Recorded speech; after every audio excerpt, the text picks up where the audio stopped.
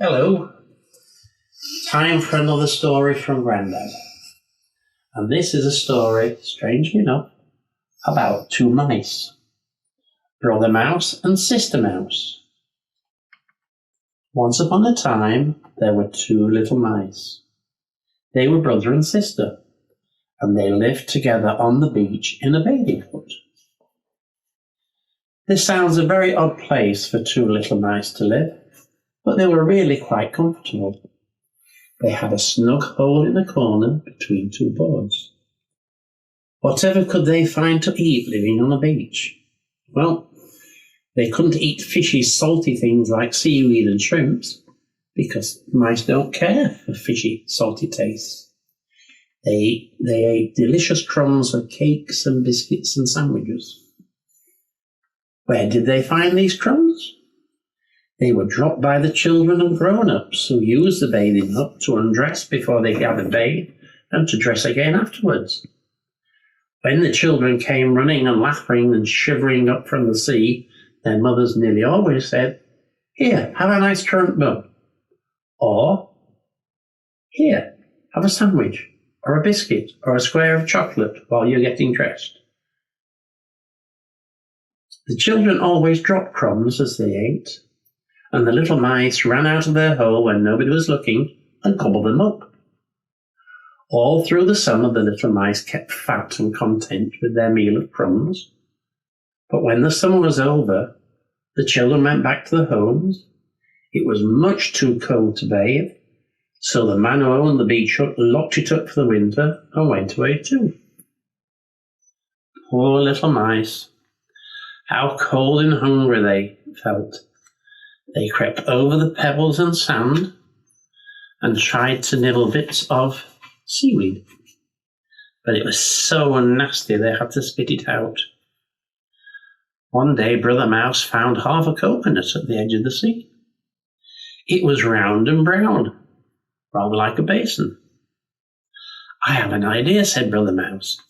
"Find me two straight pieces of wood, sister, about the same size." So Sister Mouse hunted here and there and found two long, straight sticks. Then Brother Mouse jumped inside the half coconut and took a stick in each paw. Said, "Look, sister, this is our boat. These can be the oars to row with. Now jump in beside me and we'll go for a sail. We may find somewhere else to live in a place across the sea." Sister Mouse was very frightened, but she didn't want to be left behind all on her own, so she jumped in beside Brother Mouse.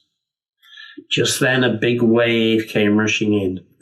Whoosh, whoosh, and in a moment the little round boat was afloat. Oh, how that boat rolled and tossed. Up, up, up one way even, down, down, down the next. Up, down, down, down, up, down, down, down, up, down, down, down. Sister Mouse began to feel sick, but Brother Mouse was too busy with the wooden oars to think of anything else. But soon they got used to being rolled and tossed about, began to enjoy themselves. They could see nothing but blue sky above and green waves all around with foamy white tops. They floated on for a very long time and began to wonder if they would ever reach land.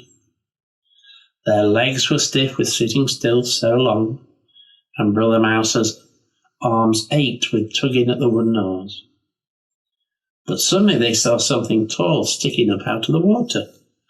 "Land ahead!" shouted Brother Mouse. "Land ahead!" And then the boat bumped into a tall thing and stopped moving. The tall thing was a huge post. "Oh, let's climb up the post and stretch our legs," said Sister Mouse. So they climbed up and up and up and up the post.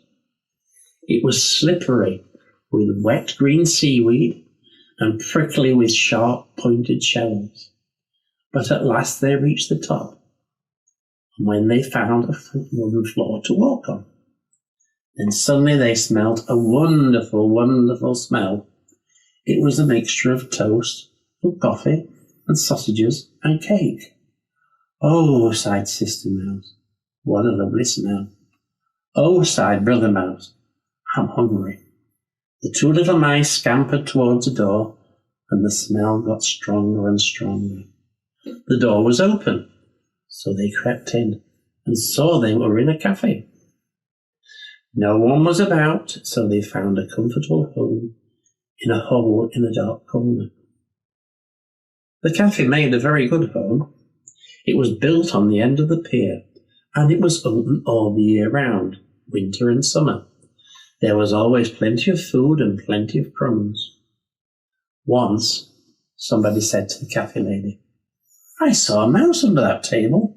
You must buy a mouse trap and catch him." But the lady said, "Mice? Mice? What an idea! Whoever heard of mice living at the end of a pier?" When Brother Mouse and Sister Mouse heard that, they hugged each other in delight. They liked their safe little corner and felt glad that they had left the cold bathing hut on the beach and floated in their coconut boat to this lovely, warm, comfortable place. End.